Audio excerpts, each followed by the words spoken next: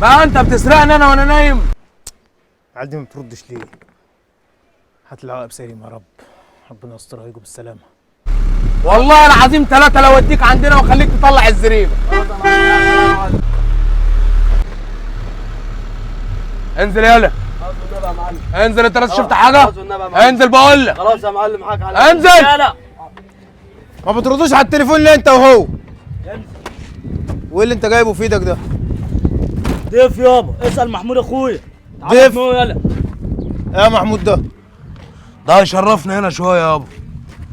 شرفنا. احنا تعبنا شوية على الطريق وقلنا نريح شوية بعد النقلة دي. وقفت ليه هنا؟ هريح شوية يا عم الطريق ما فيهوش حد اللحمه يا عم محمود، مش هينفع. عبده خد اقول لك عبده، شوف العربيه اللي وقفت دي؟ ايوه شفت. طبعا الراجل ده جاي من سفر دلوقتي ومعاه فلوس وعهده وتليفونات وكده. ايوه شوف. فانت هتروح للعربيه، هو استنى هينام اهو نام. أيوة تروح نام. له وانت عارف هتعمل ايه. ماشي. يلا انا اروح له بسرعه. لو انت عايزني اسوق انا نايم ولا ايه؟ طب يا عم محمود مش هينفع يا عم محمود، طب نستريح في اي حته تاني. لا هنستريح هنا، هي طلبت نوم هنا، ما اقدرش امشي متر تاني. طب هات اسوق. لا عشان ما فيش معاك رخصة. نام شوية وبعدين اول ما اصحى صحيني. خلاص؟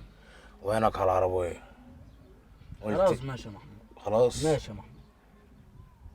يلا.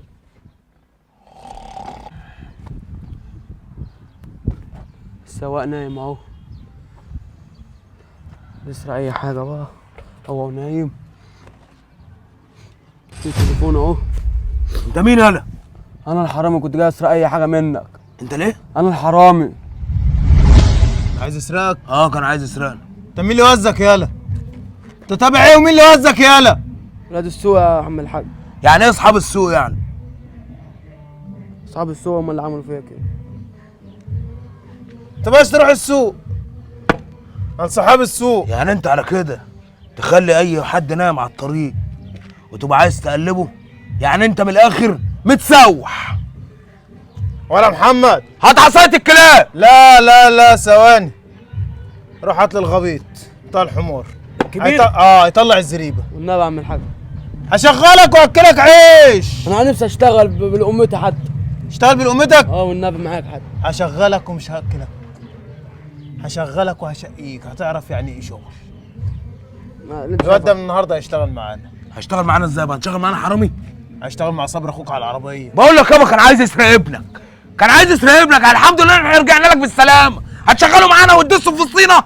يا ابني افهم يا ابني، ما تاخدش الدنيا بصدرك يا محمود. الواد ده مش لاقي حد يديله فرصه حلال.